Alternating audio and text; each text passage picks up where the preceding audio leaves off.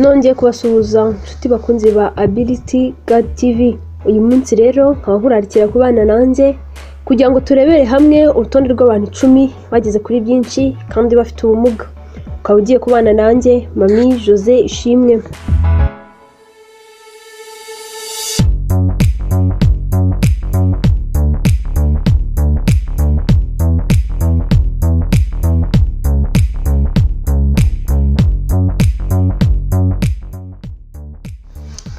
Ku mwanya wa 10 turasanga Sudha Chandran.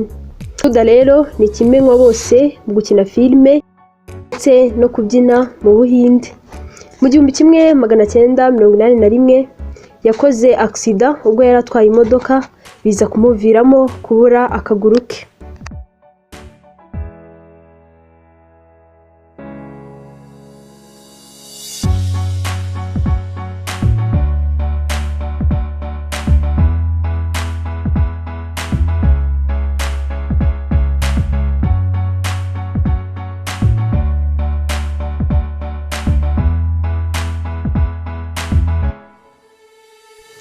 Ku mwanya wa 9 turasanga Lenin Melon. Lenin yabaye vice president w'igihugu cya Ecuador guhera muri 2007 kugeza muri 2013. Lenin yahinduye ubuzima bw'abana n'ubumuga mu gihugu cye. Kandi Lenin akaba yaraje kuraswa mbere yuko yinjira mu mwuga we wa politiki. Lenin akaba yarahawe igihembo cya Peace Nobel mu mwaka wa 2012 nk'umuntu wahinduye ubuzima bw'abafite ubumuga ku isi.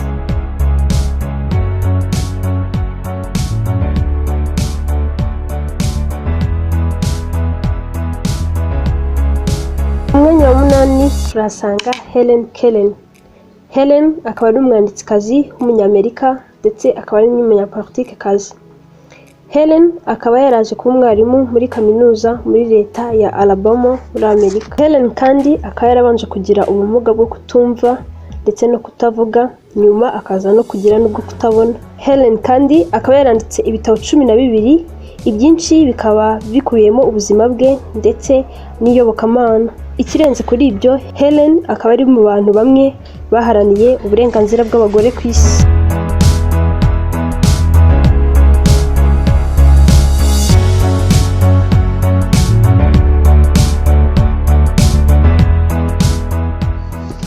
Ku mwanya wa 7 turahasanga Frida Kahlo. Frida rero yahuye n'impanuka ubwo yari ari mu kigero cy'ubwangavu, ndetse Frida akaba yaramaze igihe kingana n'ukwezi aryamye kugira ngo barebe ko umugongo we wakongera gusubirana, gusa ntabwo byaje gushoboka. Frida rero akaba azwi cyane cyane muri muzika nk'umuntu ufite ubumuga ku isi.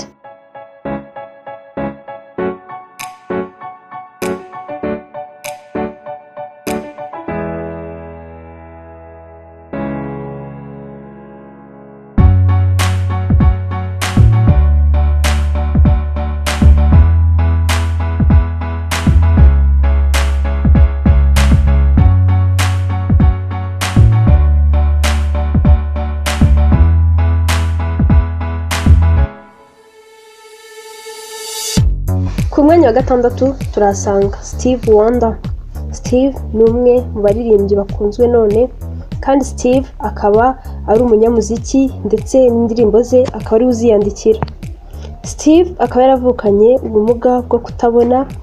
Iki kibazo akaba yaragitewe nuko udutsi tw'amaso tw'inyuma tutabashije kugeza amaraso imbere mu maso neza. Steve rero akaba yarasohoye indirimbo ye ya mbere ku myaka 11 gusa, kandi Steve akaba yarasohoye izirenze 30 zakunzwe cyane cyane muri Amerika.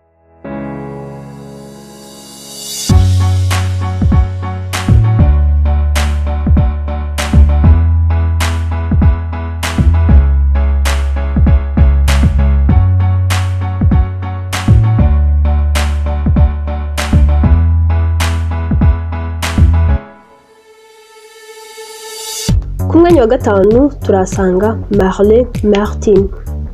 Martin rero yahawe igihembo cy'umukinnyi mwiza muri filime mu 1986. Martin akaba afite ubumuga bwo kutumva no kutabona. Martin akaba yarahawe igihembo cyitwa Golden Goal Award muri filime yakinnye yitwa Lore une Children of Lisa. Si ibyo gusa, Martin yabaye n'umunyamakuru kuri televiziyo zigiye zitandukanye.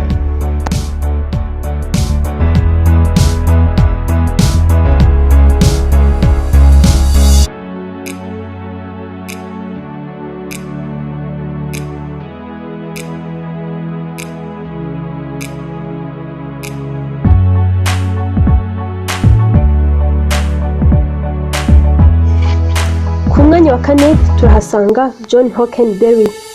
John ni umunyamerika w'umunyamakuru, akaba n'umwanditsi, kandi akaba yaragiye ahabwa n'ibihembo bigiye bitandukanye nka Emmy Award inshuro enye zose. John rero akaba ari umwe mu banyamakuru bafite ubumuga bw'urutirigongo, kandi akaba ari nawe munyamakuru wa mbere waba waragaragaye agendera mu kagare. John yabaye umunyamakuru ku maradiyo agiye atandukanye, aho yagaragaraga nko mu kiganiro nka Take Away ndetse n'ibindi.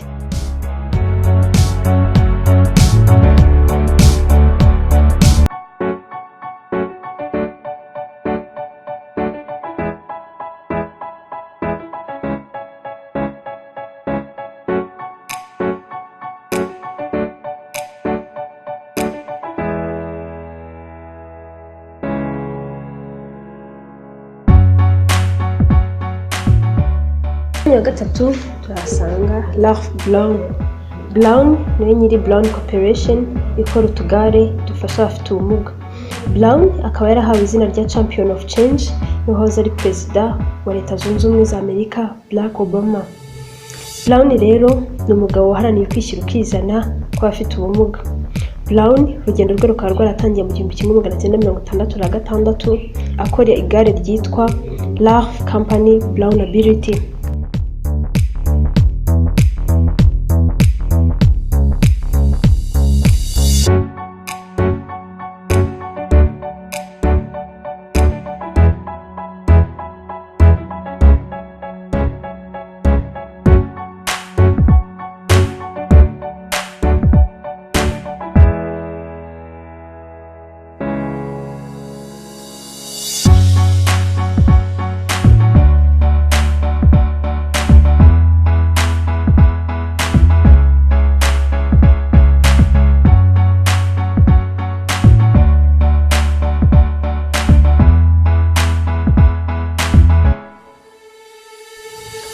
Ku mwanya wa kabiri turasanga Franklin Delano Roosevelt.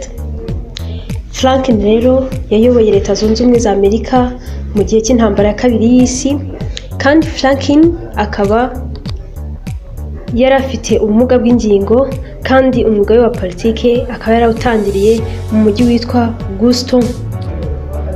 Franklin rero nubwo yahuye n'iki kibazo ntibyamubujije kuba umuyobozi mwiza wa Amerika.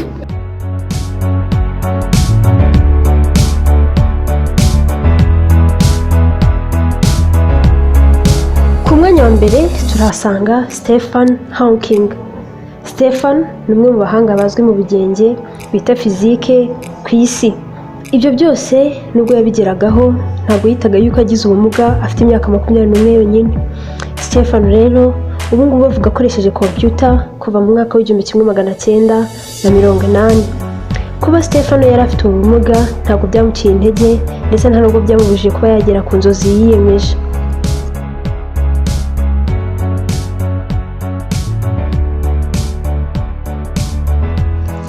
Nshimiye kuba wabanye nanjye muri uyu mwanya, kandi nkaba nkurarikira gukora subscribe, ni ukaba wari uri kumwe nanjye Mami Jose Ishimwe.